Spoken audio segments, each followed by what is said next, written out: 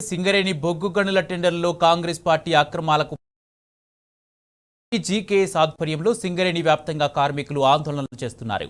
Save Singareni అంటూ నల్ల బ్యాడ్జీలు ధరించి రామగుండం రీజియన్ 2 వకీల్పల్లి బొగ్గు గనిలో కార్మికులు తమ నిరసన తెలుపుతున్నారు. కాంగ్రెస్ కబంధ హస్తాల నుండి సింగరేణిని కాపాడాలంటూ నినాదాలు చేస్తారు. కాంగ్రెస్ పార్టీ అధికారంలోకి వచ్చినప్పటి నుండి జరిగిన అన్ని టెండర్లపై సిబిఐ విచారణ జరిపించాలని డిమాండ్ చేస్తూ కార్మికులు మేనేజర్కు వినతి పత్రం ఇచ్చారు. టెండర్లలో అవినీతిని టెండర్లో అవినీతిని కాంగ్రెస్ ప్రభుత్వ బొగ్గు స్కామ్ను వ్యతిరేక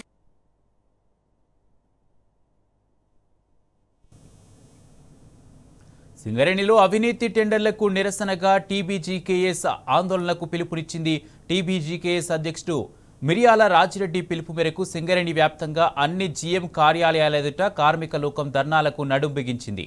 నైని బొగ్గు బ్లాక్లో ప్రైవేటు వ్యక్తులకు టెండర్లు కట్టబెడుతున్న రేవంత్ సర్కారు ప్రయత్నాలను కార్మిక సంఘాలు తీవ్రంగా వ్యతిరేకిస్తున్నాయి. కోల్ ఇండియాలో ఎక్కడా లేని విధంగా సైట్ విజిట్ పేరిట కొత్త విధానం తీసుకురావడాన్ని తప్పుబడుతున్నారు.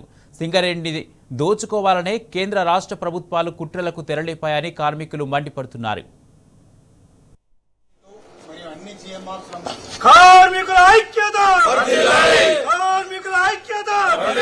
నైనిలో బొగ్గు స్కామ్ను నైనిలో బొగ్గు స్కామ్ను నైని బొగ్గు బ్లాక్ బొగ్గు స్కామ్ పై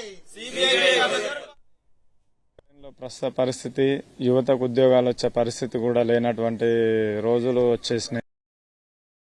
టీవీ రోజుల్లో 10 ఏళ్లలో ప్రతి నెల కూడా మెడికల్ బోర్డు నిర్వహించి దాదాపు 14,000 నుంచి 16,000 మంది యువతకు ఉద్యోగ అవకాశాలు కల్పించిన రోజుల నుండి ప్రస్తుతం ఈ గవర్నమెంట్ వచ్చిన కాడ నుంచి గుర్తింపు సంఘం ప్రభుత్వ సంఘాలు కలిసి మెడికల్ బోర్డు కనీసం మెడికల్ బోర్డు కూడా నిర్వహించకుండా 1,000 మందికి కూడా 2 సంవత్సరాలలో కలిపి 1,000 మందికి కూడా ఉద్యోగాలు ఇవ్వలేని పరిస్థితి. ఈ రోజు ఉద్యోగాల కోసం యువత అందరూ కూడా ఏజ్ బార్ అవుతూ యువత అందరూ సింగరేణి వైపు చూస్తుంటే ఎంతో మంది ఆశలు పెట్టుకొని ఇక మాకు ఉద్యోగాలు వచ్చే పరిస్థితి లేదు అన్న నిరుత్సాహానికి లోనవుతున్నారు.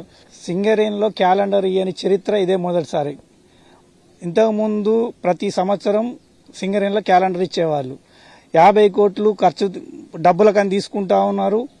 టెండర్లు అవి ఇవి చేస్తున్నారు తప్ప సింగరేణి కార్మికులకు ఎలాంటి న్యాయం చేయట్లేదు. మొన్న మెస్సీ వస్తే 10 కోట్లు తీసారు. అలాంటిది ఇవాళ మళ్ళీ సింగరేణి మొత్తం లాసులోకి దింపుతుంది కాంగ్రెస్ ప్రభుత్వం. కార్మికులకు ఇలాంటిది చేయట్లేదు. అంతకుముందు ఏ కంపెనీలో చేసిన వాళ్ళైనా సింగరేణిలో జాబ్ చేయాలనేవారు. సింగరేణి అంటే నల్లని బంగారం అన్నారు. కానీ ఇవాళ నల్లని బంగారం నల్లని మసిగా మారింది. వ్యవస్థలోని కార్మికుల చట్టాలను అన్ని మార్పు చేయడం వలన ఏ కార్మికుడి న్యాయం జరుగుతలే అన్న. ఈ రేవంత్ రెడ్డి ప్రభుత్వం వచ్చిన కాండలి వచ్చిన లాభాలను పక్కకు పెట్టి వాళ్ళ స్వలాభానికి రాజకీయ జోక్యాలకు అనుగుణంగా వాళ్ళే వాడుకుంటున్నారు తప్ప ఏ కార్మికుడి న్యాయం జరుగుతలేదు.